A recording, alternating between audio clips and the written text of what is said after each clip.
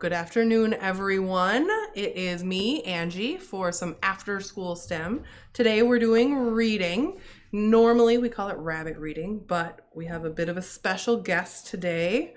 This is our first time, my first time hanging out with one of our new guinea pigs, the newest members of our animal ambassador team. So I'm going to be reading to this little fella today, and I will admit I never really hung out with guinea pigs before, and I'm obsessed. He's so cute and so soft. So we'll see how he does being read to. He might get a little squirrely, but we'll set him right there, and we're going to start reading.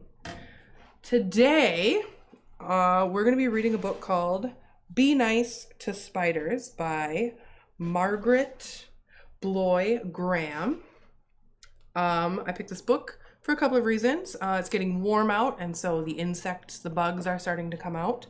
And as someone who works at the Science Center, we often hang out with some of the world's less snuggly, cuddly animals, and I hear all the time about how much people just don't like spiders. And even though maybe you don't want to snuggle with them, they're very important, they're very cool. So I'm going to try to do my best LeVar Burton impression, and I'm gonna read Be Nice to Spiders for you all. Okay, also, this is a hand-me-down, a used book, and I just want to let Leslie Powers from 1973 know that I will be taking good care of your book here in 2021. All right. Be Nice to Spiders by Margaret Bloy Graham. One morning, as the keeper of the zoo was about to unlock the gate, he noticed something on the steps. It was a matchbox with a note that read, "Please look after Helen. I've had her since she was a baby, but I can't keep her anymore. We have to move to an apartment that won't take pets. Thanks, Billy." Little box there. The keeper opened the matchbox and out jumped Helen. "Great Scott!" he said, "a spider!" He tried to catch her, but Helen was too fast for him. She had 8 legs and moved like lightning. Helen ran up a big maple tree. Then she quietly spun a long silk thread and lowered herself into the ventilator of a big building. It was the lion house. There was a big old lion in one cage and a mother lion and her cubs in another. There were also lots of flies. They were buzzing in the lions' ears and crawling in their noses. The lions were annoyed, but Helen was delighted. She loved to eat flies. Right away, she set to work to catch them. She began by spinning a web with her silk thread. That's the main reason I love spiders, is they eat the bugs that try to eat us, right? First, Helen spun the outside threads. Then she dropped straight down. Next, she spun lots of threads from the center to the outside. Then she spun a little spiral in the middle. Finally, she spun a big spiral. This part of the web was very sticky. When Helen had finished, she sat in the center and waited. One by one, the flies got caught in the sticky part of the web, and one by one, Helen ate them. A week went by. Helen kept catching and eating flies until there were no more flies in the lion house. She had caught and eaten them all. Look at how pleased that lion looks. Now, the big old lion snoozed peacefully all day long. The mother lion licked her cubs and purred. And Helen was fat and satisfied. Next, Helen moved to the elephant house. There were lots of flies there too, and elephants don't like flies any better than lions do. In a week, Helen had caught all the flies in the elephant house. The mother elephant and her baby were happy and could once again enjoy a bath. Then Helen moved to the zebra house. Flies were crawling all over the zebras and driving them wild. As soon as Helen had caught all the flies there, the zebras were able to eat their hay in peace. Helen went from one building to another, spinning webs and eating up all the flies. The zoo became a peaceful place. All the animals were happy and contented. As for Helen, she was happy and contented too. It was a spider's paradise. One morning, the keeper blew his whistle 3 times. All the men came running, and the animals looked up to see what was going on. "Boys," said the keeper, "the mayor is coming to inspect the zoo this afternoon at 4. The animals look fine, but the cages sure need cleaning up. And don't forget to get rid of all those spider webs." "But Chief," said his assistant, scratching his head, "I thought spiders were supposed to be sort of useful." "Joe," said the keeper, "those webs make the place look a mess. All right, boys, get busy." The men started sweeping the cages, then they hosed and scrubbed them down. When they were cleaning the camel house, one of the men saw Helen. "Quick, give me the broom," he shouted. He took a big swing at her, but Helen had disappeared. The whole zoo was clean and shining when the mayor arrived. "Excellent," he said. "I'm delighted. I've never seen the place so neat and the animals looking so well." What do you think about that? Meanwhile, Helen was still in the camel house, hiding in a crack in the ceiling.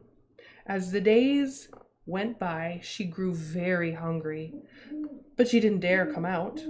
The flies began to come back, and the camels were irritable again. At last, Helen became so hungry she couldn't stand it any longer. That night, when no one was around, she started to spin another web.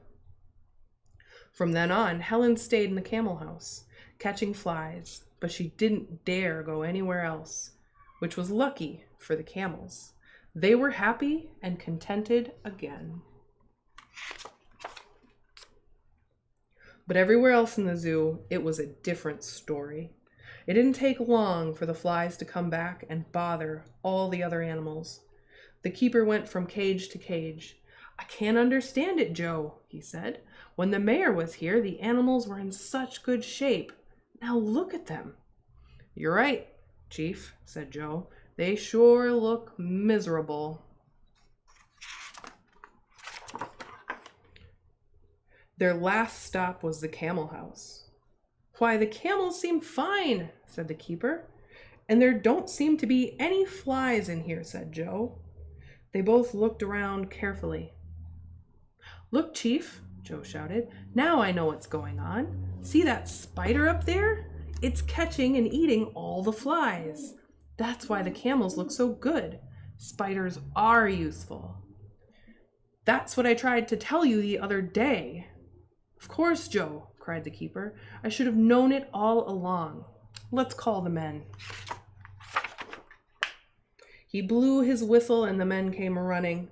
"Boys," he said, "Joe has made a great discovery. Spiders are good for the zoo. They keep the flies from bothering the animals. They help us do our job. So from now on, there's a rule. Be nice to spiders." Soon the zoo became famous for its happy, healthy animals, and Helen was treated like a queen. One day, Helen's picture appeared on the front page of the paper. The headline read, "Local zoo named best of the year. 3 cheers for Spider," says keeper. That evening, the father of the little boy who had left Helen at the zoo said, "Billy, look at this." "Hey, it's my spider," shouted Billy. "It's Helen." "Well, well, well," said his father. "Instead of the zoo taking care of Helen, Helen seems to be taking care of the zoo." The next morning, Billy ran to the zoo. "I'm Billy," he said to the keeper. "I'm the one who brought you that spider." Hey, look, she's made an egg sac. I'll bet there'll be plenty of baby spiders soon. And Billy was right. A few days later, out of the egg sac came lots of little spiders. From then on, Helen and her children and all the animals in the zoo lived happily ever after. The end. All right. So I like this book because it's a really good example of how one little tiny creature can help keep everybody a little bit happier, a little bit healthier. And it's really easy to hate on spiders, right? They're kind of weird. They got all those legs. Sometimes they're kind of scary. But I promise you, 99.9% of all the spiders on the entire planet want nothing more than to be left alone and to eat the insects. And most of the insects that the spiders are eating are the ones that annoy us, things like flies and mosquitoes and all that stuff. So I encourage you to be nice to spiders because they're awesome. All right, so good job to my little guinea pig pal here. He was a very good listener. He seemed pretty interested. If you want to check out our new little ambassadors, they'll probably be making their debut on the exhibit floor this weekend. We probably won't be holding them yet because we like to kind of slowly work them into life on the exhibit floor, but you can come and visit them. So we are open to the public on Fridays, Saturdays, and Mondays from 9:30 to 5. And Sundays we're open from 1 to 5. Tuesday, Wednesday, Thursday we're closed to the public, but we're open for field trips. So if you have a group or a class, things like that, you can call and schedule an appointment. Thank you to Beltrami Electric for underwriting our after school STEM programming now that we're open again. And if you have a moment, go to our Facebook or our webpage, check out the link to vote for us in Star Tribune's Best of Minnesota poll. Somebody nominated us in the museum category, and we're up against some pretty big, pretty amazing, awesome museums. But please do vote for us. You can vote every day. I think that's about it. Okay, that covers it. All right, thanks for tuning in, and we'll see you tomorrow at 3.